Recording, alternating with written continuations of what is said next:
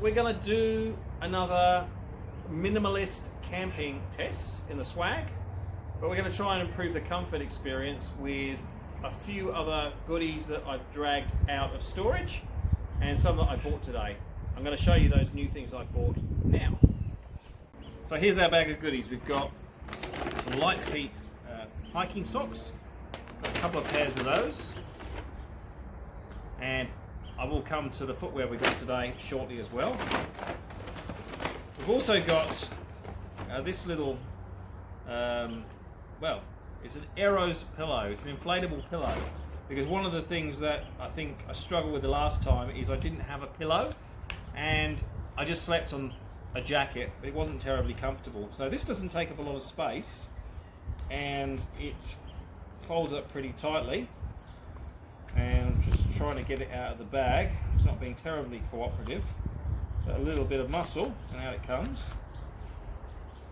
And there you go. That's just to be orally inflated. I'm going to try that tonight. Lastly, and this is the big one.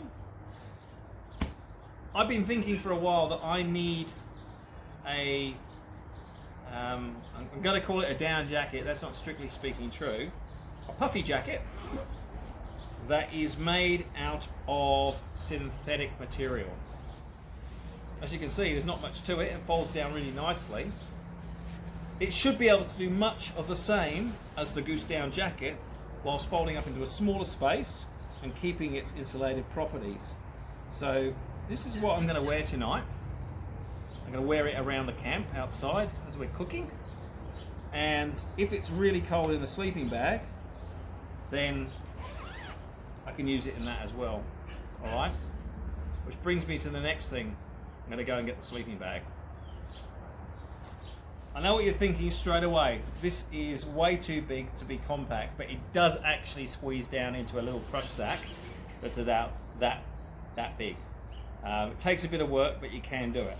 But because I haven't been hiking recently, I leave it in this to get in and out on the boat really quite easily. This is also a synthetic sleeping bag. And you can probably find one of my episodes on the boat where I talk about wearing clothes and camping and how to do it in a way that is, as I describe, idiot proof. And I might talk a little bit about this later. But here you go, this is a sleeping bag. It's not new. I got this back in 2006 and it's had a lot of use. So I'm going to test the synthetic sleeping bag tonight in the Swag and see how we go. I'm hoping it's going to be warm enough, because this is actually one that I might take hiking. Lastly, shoes. What did I get for shoes? So these are Scarpa shoes. They are very hard wearing. I think they're Moraine Plus GTX, I think that's what they're called. And they were comfortable the moment I put them on. And I wear orthotics, so I put the orthotics in them. It was the same size as the trainers I was wearing. And yeah, really comfortable. And I'm probably going to take them on a hike in the next few days.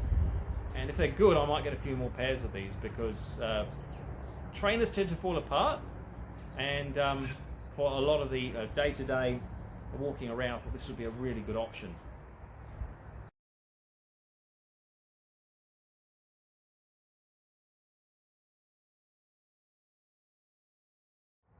Now, tonight we've got a St. Hallett's Faith Shiraz from 2020, and it's a red, of course, so it would have been criminal to not let this breathe, which is what it's been doing while the sun has started to go down. So I think that will be enough, don't you?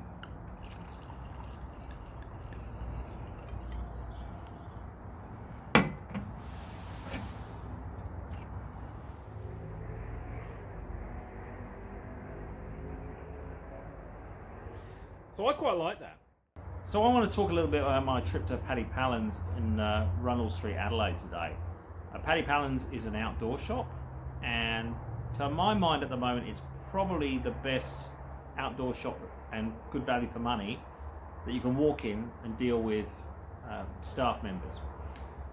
I used to prefer Mountain Designs, but Mountain Designs no longer has a shop front in Adelaide. So you can still buy some of their equipment and some of their clothing at some of the other stores, but best for me to go to somewhere like Paddy Pound's and deal with the staff members and get their advice, which is what I did today. Went in there, very friendly. First thing I did was buy a pair of hiking shoes, very comfortable right from the outset. And then I started talking about other things. I wanted to talk about the tents, not that I was planning on buying one today, so I went down to the basement and I got a series of lightweight tents set up. I'm experimenting at the moment with swags, but I'm not sold on them. I'm going to persevere for a while, but I still think a swag is something that you ideally throw in the back of a car. Even though it has this kind of background where, you know, the swag man, you put it on and you wear it. It's heavy. It's heavy compared to lightweight tents you can get. But you don't have to be as mindful with a swag as to where you set it up. With a lightweight tent, it's more delicate in some areas, so you've got to be careful about that. I think I'll eventually go back to using a lightweight tent, but they are more expensive. But I had a good look at them, and that's probably where I'll get it from. Going upstairs, rock climbing gear. As you know, got back into rock climbing recently.